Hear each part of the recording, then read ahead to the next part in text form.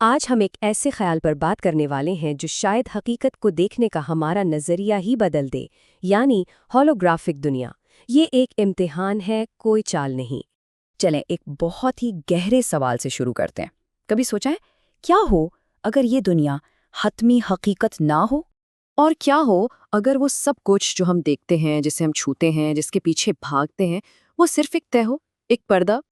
دیکھیں، فزکس اسے ہولوگرام کہتی ہے اور قرآن اسے دنیا کہتا ہے، یعنی ایک کھیل اور ایک دھوکہ، دو بالکل الگ الگ ذرائع، لیکن بات کتنی ملتی جلتی ہے۔ تو یہاں آ کر اصل سوال کھڑا ہوتا ہے، کیا یہ سب کچھ جعلی ہے یا پھر یہ ایک امتحان ہے؟ اچھا، اس سوال کو سمجھنے کے لیے سب سے پہلے دیکھتے ہیں کہ فزکس اس بارے میں کیا کہتی ہے۔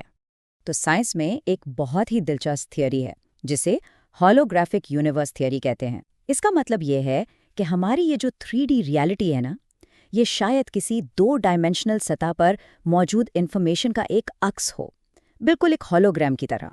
اور یہ صرف کوئی ہوا میں کی گئی بات نہیں ہے، اس کے پیچھے ثبوت بھی ہیں، جیسے کہ بلیک ہول کی انٹروپی، کوانٹم گریوٹی پر ریسرچ اور اسٹرنگ تھیوری میں ہونے والی بحثیں۔ یہ سب اس طرف اشارہ کرتی ہیں کہ ہماری حقیقت شاید ویسی ٹھوس نہیں ہے جیسی نظر آتی ہے۔ لیکن یہاں ایک بہت اہم بات سمجھنے کی ہے۔ فزکس یہ تو بتاتی ہے کہ یہ کیسے ہو سکتا ہے، لیکن یہ نہیں بتاتی کہ کیوں۔ اس کا مقصد کیا ہے، اس کے کوئی معنی ہیں، کوئی اخلاقی قانون، کوئی جواب دہی؟ فزکس ان سب پر خاموش ہے۔ تو اب آتے ہیں ایک دوسرے زاویے پر اور دیکھتے ہیں کہ قرآن اس بارے میں کیا کہتا ہے، جسے یہاں نچلی دنیا کہا گیا ہے۔ قرآن میں اس کے لیے ایک لفظ استعمال ہوتا ہے، دنیا۔ یہ لفظ تنا سے نکلا ہے، جس کا مطلب ہے قریب، نچلا یا کمتر۔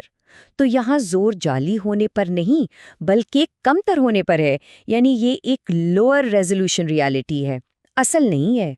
اور قرآن اس دنیا کی زندگی کو کیسے بیان کرتا ہے؟ ایک آیت کہتی ہے، اور اس دنیا کی زندگی کھیل اور تماشے کے سوا کچھ نہیں۔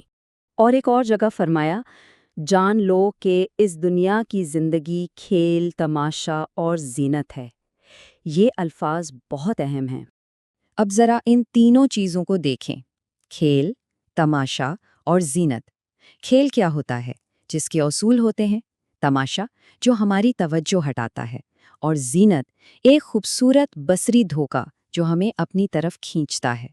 یہ بالکل کسی ورچوئل ریالٹی یا گیم کی طرح نہیں لگتا۔ تو اب سب سے دلچسپ حصہ، آئیے دیکھتے ہیں کہ یہ دو دنیائیں یعنی فزکس اور قرآن کی کہاں آ کر ملتی ہیں۔ اس ٹیبل کو دیکھیں۔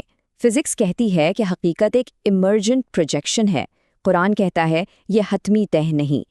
فزکس کہتی ہے کائنات انفارمیشن بیسڈ ہے، قرآن کہتا ہے ہر چیز ریکارڈ ہو رہی ہے۔ فزکس کہتی ہے حقیقت مشاہدے پر منحصر ہے، قرآن کہتا ہے شعوری جواب دہی ہے۔ یہ مماثلتیں واقعی حیران کن ہیں، لیکن ان تمام مماثلتوں کے باوجود ایک بہت بڑا بنیادی فرق ہے، اور وہ یہ ہے کہ یہ ایک امتحان ہے، کوئی چال نہیں۔ دیکھیں، جو ماڈرن سیمولیشن تھیوری ہے، اس میں اکثر کوئی اخلاقی مقصد یا جواب دہی نہیں ہوتی، لیکن قرآنی حقیقت بالکل الٹ ہے۔ یہاں ہر چیز ایک الہی مقصد کے تحت بنائی گئی ہے، یہاں جواب دہی ہے، اور یہ زندگی اگلی زندگی کی تیاری ہے۔ اور اسی بے مقصدیت کے خیال کو قرآن ایک سیدھے سوال سے رد کرتا ہے۔ کیا تم نے یہ سمجھا تھا کہ ہم نے تمہیں بے مقصد پیدا کیا ہے؟ یہ سوال ہی اپنے آپ میں ایک جواب ہے۔ یعنی ہم کوئی NPCs، نان پلیئر کریکٹرز نہیں ہیں، ہم ذمہ دار ہیں، ہمارے اعمال کی جواب دہی ہے، یہ حقیقت ایک امتحان ہے، کوئی چال نہیں۔ تو ٹھیک ہے، یہ سب سمجھنے کے بعد عملی طور پر ہم کیا کر سکتے ہیں؟ اسے لہر کا اصول کہتے ہیں۔ یہ ایک چھوٹی سی مشق ہے، صرف 24 گھنٹے کے لیے۔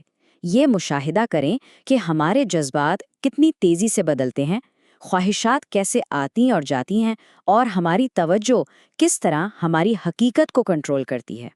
اور جب ہم اپنی اندرونی دنیا کے اس اتار چڑھاؤ کو دیکھیں گے نا، تو شاید قرآن کی یہ بات اور گہرائی سے سمجھ آئے گی، جو کچھ اللہ کے پاس ہے وہ بہتر اور زیادہ پائیدار ہے۔ تو خلاصہ کیا ہے؟ اس تہ در تہ حقیقت میں جینے کا ایک ہی اصول ہے، دنیا کو استعمال کرو لیکن اسے خود کو استعمال نہ کرنے دو۔